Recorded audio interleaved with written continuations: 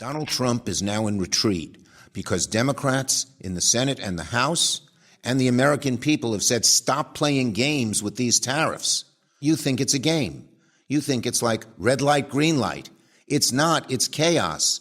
And the damage you have done already, despite today's announcement, is permanent and real and deep. You're throwing our whole economy out of kilter. You're telling business people and consumers to not spend because they don't know what the heck is coming out next. What you're doing, Donald Trump, is hurting the American people as Senator Chuck Schumer just roasted Donald Trump like it's a 4th of July barbecue. And trust me, it's extra crispy. Schumer didn't just throw shade. He built an entire solar eclipse over Trump's head, complete with a major warning that sounded like it came straight out of a disaster movie. Stick around, because if you thought politics was boring, you clearly haven't seen a senator go full WWE promo. because for her first, 35, 40 years of life, she raised 5 children, and she knew how to deal with children, and that's what helped her. Chuck Schumer wasn't holding back. You could practically hear the Capitol walls shake as he lit into Donald Trump like a dad finally snapping at the kid who keeps setting the backyard on fire. Schumer didn't just criticize Trump. No, he roasted him, deep-fried him, and served him up like a cautionary tale for democracy. Tonight, President Trump plunged the country into chaos without a shred of warning. The Trump administration announced a halt to virtually all federal funds across the country. In an instant, Donald Trump has shut off billions, perhaps trillions of dollars that directly support states, cities, towns, schools, hospitals. Chuck Schumer didn't just throw shade. He built an entire skyscraper out of it and dropped it right on Donald Trump's head. It was like watching a grandmaster slap a toddler's chessboard off the table. Trump probably woke up thinking it was just another day to rant about his perfect brain, only to find out Schumer had packed a lunch and was ready to roast him all day long. Trump, the man who thinks a thesaurus is a type of dinosaur, somehow thought he could play mind games with Chuck Schumer. Reduce its trade barriers on dairy. Look, are there certain tariffs that make some sense in a specific area where we're being treated unfairly? Yes. But the kind of meat axe, blunderbuss approach that they use across the board on everything and huge amounts is typical of this administration. They don't think things through. I dealt with Trump on tariffs back in 2017 when he was president because I was a hawk on China and so was he. And I met his people. I met this guy Navarro. The guy had no basis of any facts, and he sort of had to leave the administration. Now he's back running the tariff policy. They don't, as Angela talked about, they don't look at the facts. He just gets this idea in his head that it's going to be a good thing and does it. And then he says he doesn't care if the American people pay more. Bad idea. Schumer came in swinging, and Trump looked like a rooster that just realized it's a pigeon. You could almost hear the sound of Trump's spray tan sizzling off from the heat. Let's get one thing straight. Schumer didn't have to dig very deep. Trump's greatest hits of disaster are practically sitting on the front lawn. The man ran a university that scammed people, a charity that stole from kids with cancer, and businesses that folded faster than lawn chairs at a hurricane watch.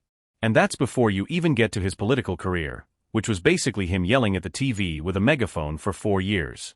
Small businesses, and most of all, American families. This is a dagger at the heart of the average American family in red states, in blue states, in cities, in suburbs, in rural areas. It is just outrageous. Funds for things like disaster assistance, local law enforcement, rural hospitals, aid to the elderly, food for people in need, all. If you're enjoying this, please subscribe. Schumer warned Trump like a parent warning a toddler not to touch the hot stove, except this toddler keeps bragging that he invented fire. Trump spent so much time whining about being treated unfairly, you'd think his presidential library is just going to be a 7-Eleven complaint box with gold trim.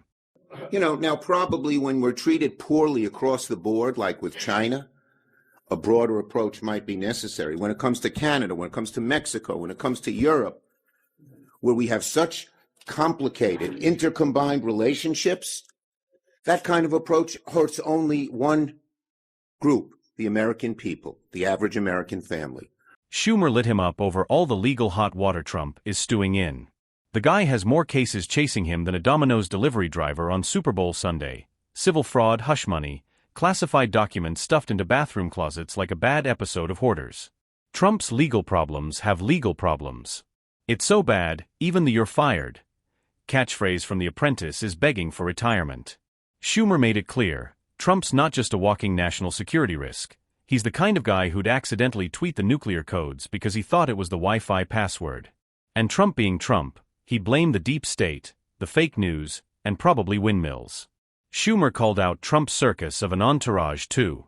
You've got a guy who thinks JFK Jr. is about to show up at any moment, lawyers who graduated from a University of Parking Lot Law, and advisors whose best idea so far has been, let's just yell louder. Business people, whether they're big businesses, medium, or small, they're able to plot out a path forward if they know what's happening. But things keep changing. Different people say different things. So the tariffs themselves are bad, and the chaos makes it. And Trump, who treats the Constitution like IKEA instructions, has been running around claiming he's the most persecuted man in history. Meanwhile, he's out here selling Bibles, sneakers, and NFTs like a late-night infomercial host who's 3 Red Bulls deep.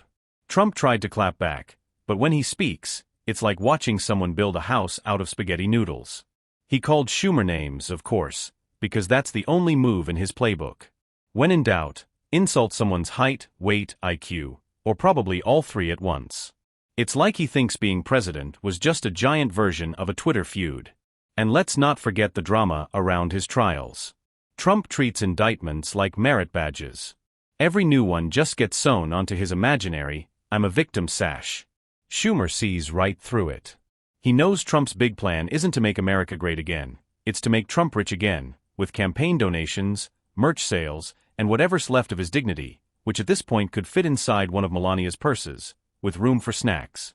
Look, Donald Trump is, he may not be an anti-Semite, but he certainly tolerates anti-Semitism in so many ways, calling me a Palestinian, don't tell my mother, but also talking about in Charlottesville, both sides had good people.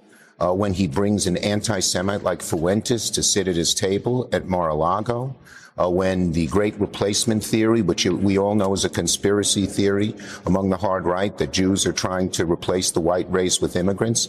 Every other president, Lawrence, every other president, Democrat, Republican, liberal, conservative, whether it's Reagan or Bush or Clinton or Obama, when there was bigotry, their job was to push it down. Donald Trump, he either revels in it or just lets it. Schumer's warning was clear. Trump is a threat to democracy, not a misunderstood genius. This isn't a guy playing 4D chess. This is a guy playing hungry hippos and still somehow cheating. Every time Trump opens his mouth about the Constitution, James Madison rolls over so hard in his grave he almost tunnels to China. When Schumer brought up Trump's record, it was like an all-you-can-roast buffet. You're talking about the man who said injecting bleach might be a good idea. The man who thought a hurricane could be stopped with a Sharpie. The man who tried to buy Greenland like it was on Amazon Prime. If stupidity were a sport, Trump would have more gold medals than Michael Phelps. Schumer didn't need a mic drop. Every sentence was a mic drop. Trump's legal problems, his insane posts, his cult-like followers, his non-stop grifting, all laid out like laundry on the front lawn. It was brutal. It was surgical. It was beautiful. Speech didn't address what the American people really care about. It was a 100-minute diatribe, self-serving, self-congratulating, but costs are the real thing Americans care about. The only thing they talked about on costs was tariffs, and tariffs are going to raise costs across the board. It's not just one little area or another little area. It'll raise the cost of food. It'll raise the cost of gas. It'll raise the cost of building a home. It'll raise the cost of cars. How you do these tariffs with Canada, Joe, when 40% of the parts in an American-made car come from Canada, it'll destroy that. Meanwhile, Trump's reaction was basically what you'd expect if you trapped a rabid raccoon in a Walmart parking lot and gave it a Twitter account. It was a masterpiece of panic, all caps, random misspelled words, excessive exclamation points, and absolutely no coherent thought in sight. It's honestly impressive how he manages to call someone a disaster while misspelling disaster at the same time. It's like performance art, but sadder. Watching Trump rage post is like watching a drunk uncle try to argue with a GPS. Loud, confused, and somehow convinced he's winning. Now Trump's been working overtime trying to spin his latest legal disaster into some kind of heroic stand against political persecution. You know, the whole "I'm the real victim here" routine. But it's a tough sell when the FBI finds classified documents shoved between a box of golf balls and a toilet plunger at Mar-a-Lago. You can't exactly pull off wrongfully accused patriot when your idea of secure storage looks like a dollar store clearance bin. His excuses have gotten so pathetic that even Rudy Giuliani, a man who once held a press conference next to a landscaping company between a crematorium and an adult bookstore, is sitting there thinking, man, that's embarrassing.